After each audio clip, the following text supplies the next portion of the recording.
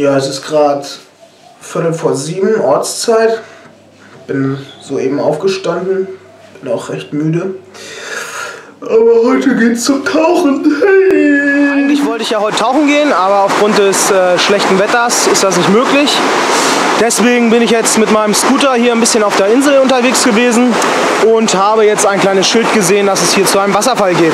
Und der hier, der gefällt mir doch deutlich besser als den aus dem Gong Suk Nationalpark oder wie auch immer das Ding hieß.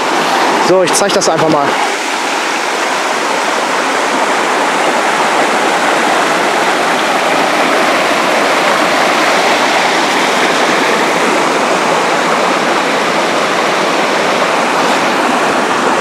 Ja, natürlich habe ich mich auf den Tauchtrip vorbereitet und demnach ist mein Schuhwerk auch nicht so das Beste, um hier über die Steine zu hopsen. Aber bisher bin ich noch nicht ausgerutscht und ich hoffe, das wird auch so bleiben.